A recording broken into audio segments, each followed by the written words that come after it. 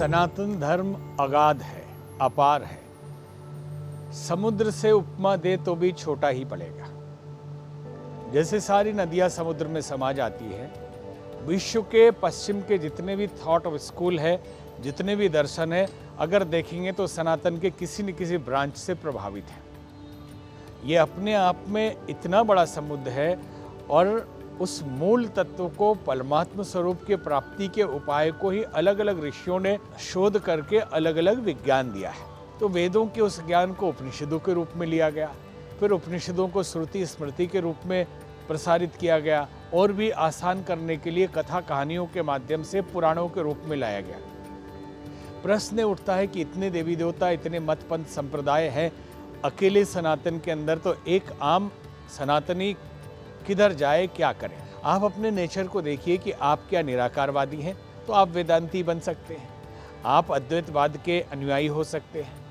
अगर आप ईश्वर के साकार रूप में विश्वास करते, उसमें अच्छा लगता है, तो आप भक्ति मार्ग में जा सकते हैं। अगर आप कर्म योगी हैं, आपको कुछ समझ में नहीं आता, तो आप कर्म ही पूजा मान के कर सकते हैं। सारी छूट हमारे धर्म में है। अब यहाँ प्रश्न उठता, फिर भी हम भ्रमित हैं, तो क्या करें?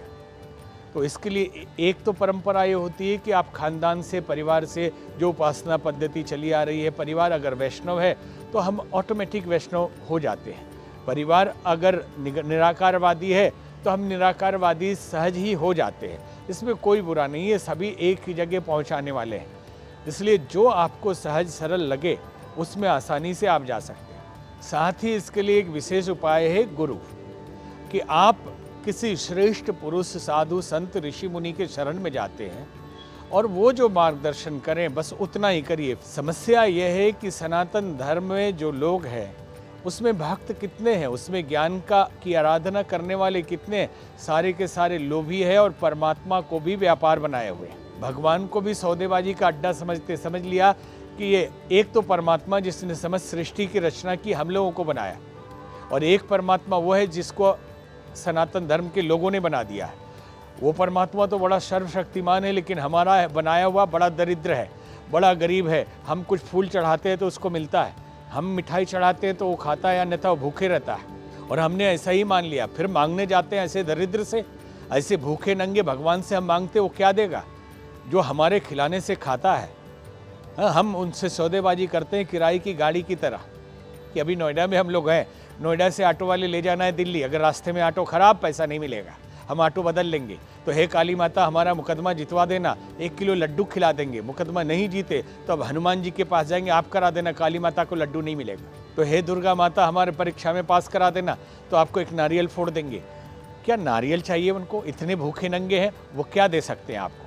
वो कभी कुछ नहीं दे सकते। हमने जो भगवान बनाया है वो एकदम फॉल्स है, और फॉल्स भगवान आपको कुछ नहीं दे सकता।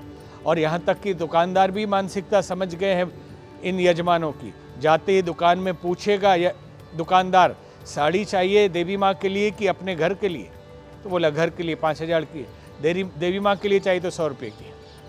पंडित जी के लिए धोती चाहिए चढ़ाने के लिए या अपने लिए? अपने लिए है तो 2000 की धोती है, और पंडित जी के लिए 100 रुपये की धोती है। सुपारी भगवान के लिए चाहिए कि अपने लिए? तो बोले अपने लिए तो बड़ा फ्रेश है, महंगा मिलेगा, ये घुना हुआ जो चढ़ा हुआ आया है वापस, वो आप ले जाइए, पूजा में चढ़ाई। हमने पूजा को क्या बना दिया? भ्रमित रहना हमारी नियति है, क्योंकि हमारे नेचर में ही है, और डर के मारे तो हम मंदिर जाते हैं। अगर भक्ति हो और मंदिर के मूर्ति को भगवान समझ के जाएं तो सारी मनोकामनाओं की पूर्ति भी हो जाएगी, लेकिन भगवान नाराज ना हो जाए। एक अगरबत्ती दिखाए गणेश जी को, कहीं राम जी इस पड़ोस में झांक रहे हैं, इनको भी थोड़ा सा दिखा दो, तोड़ के एक लड्डू उधर भी चढ़ाओ, एक उधर भी चढ़ाई। हो क्या रहा है? ये गुड्डी गुड़िया का खेल या व्यापार?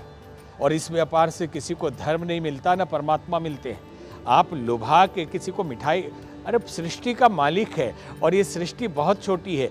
पूरे ब्रह्मांड में पृथ्वी केवल चंद्रमा से थोड़ा बड़ा है, और पृथ्वी से लाखों गुना बड़ा सूर्य है, सूर्य से करोड़ों गुना बड़े एक एक तारे हैं, और वो भी इतने बड़े हैं जिसका अंदाज़ा नहीं लगाया जा सकता। जहाँ हम देखते टिमटिमाते तारे को और कहते हैं टिंकल टिंकल लिटिल स्टार, वो टिंकल नहीं है, और लिटिल स्टार नहीं, वो इतना लार्ज स्टार है कि आप कल्पना ही नहीं कर सकते।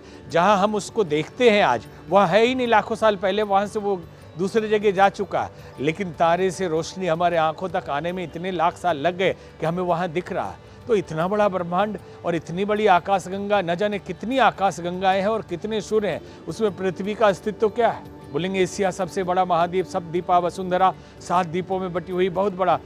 अरे भाई 7 भाग तो इसका जल ही है और 1 भाग में 3 भाग जल है, उसमें से छोटे में तो हम हैं। और हमारे में भी कहेंगे एशिया सबसे बड़ा, उसमें भारत खंड, भारतवर्ष, भारत में भी यूपी सबसे बड़ा, बोले नोएडा भी बहुत बड़ा शहर है, इसमें भी अब आ गए यूपी में, यहाँ भी देखो कितना बड़ा जगह है। और ईश्वर की दृष्टि से देखेंगे चींटी के बराबर भी नहीं, बिंदी के बराबर भी नहीं, और उस परमात्मा को खिलौना बना के खेल रहे हैं। श्रद्धा अलग बात है, जाके हृदय भगति जस प्रीति प्रभुतः प्रकट सदा तही रीति। लड्डू गोपाल को पूजिए, अच्छी बात है, लेकिन भाव उसी रूप में लेके डोलची में घूम रहे, मॉल में, बाथरूम में, सभी जगह। साइकोलॉजिकल मरीज लोग हैं ये। आप श्रद्धा रखिए, भगवान कृष्ण उस रूप में भी आपको मिलेंगे, आप उनको भोग भी लगाइए उस भाव से। लेकिन बना क्या दिया खिलौना, वो गुड्डा गुड़िया है। तो गुरु का आदेश जो है उसकी उपासना आप करिए, परंपरा से घर वाले जो मानते वही मानिए। अगर लगता नहीं आपका नेचर उससे अलग है तो आप अपने गुरु का मार्गदर्शन लीजिए।